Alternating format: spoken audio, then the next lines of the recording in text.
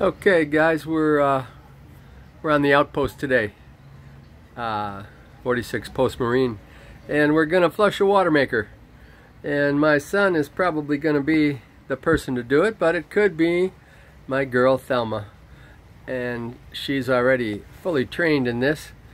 So what we want to do to start with is to make sure we've got water, fresh water, that is. So I'm going to check the gauge, and sure enough it's above half full, because you can't flush a Watermaker if your tank is almost empty. Okay, we're going to jump down into the engine room with a flashlight, paper towels, and just in case we need those tools, that's about all you'll need to flush this Watermaker. The Watermaker is custom built. I built it in 2006 or 7, I think, and this is 2019 now. But if everything's working right, it has the capacity to make 35 gallons of fresh water per hour, which is plenty to have in the Bahamas to burn up taking showers, drinking. It's bottled water. We don't have to carry any water. Anyway, it's a fantastic system, but there's not a lot of bells and whistles on it. So the elements are all modular and mounted where there's room. So the first thing we're going to do is we're going to open up the water valve here, which either supplies salt water from a strainer there, or it supplies fresh water from a 12-volt pump, which is the DC freshwater system for the boat.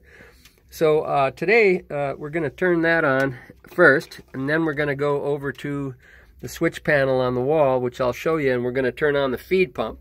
The feed pump takes that 12-volt fresh water and kicks it up a notch, runs it through some filtrations, and specifically today it'll be a charcoal filter that we run it through, and in addition it goes through a sediment filter just by default, which we won't be using, but the charcoal takes out any chlorine, of course.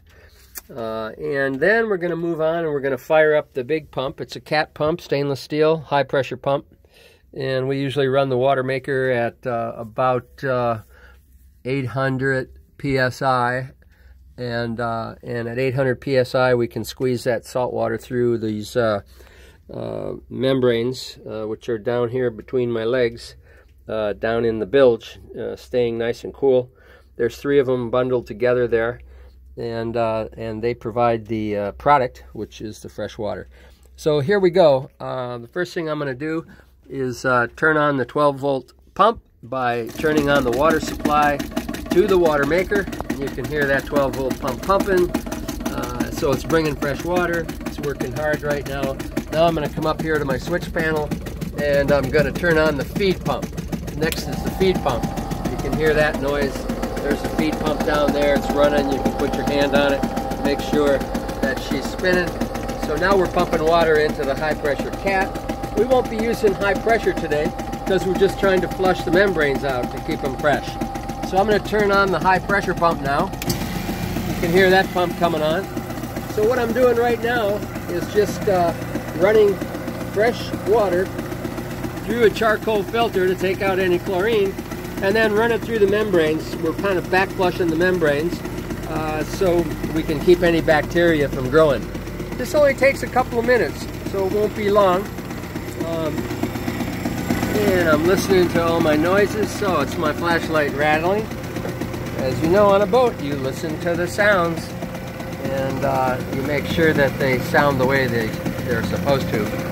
So what I do then is go up to the control panel, and I don't apply any pressure. This is a high pressure valve, which I would screw in, and then I would create the cat pressure, the high pressure that would drive the salt water through the membranes. But we're not going to do that today. But we are going to close the valve, which is a shortcut of doing the same thing, and that's just going to run fresh water through these gauges, both the saltwater side and the raw water and the freshwater side, just to flush those out too.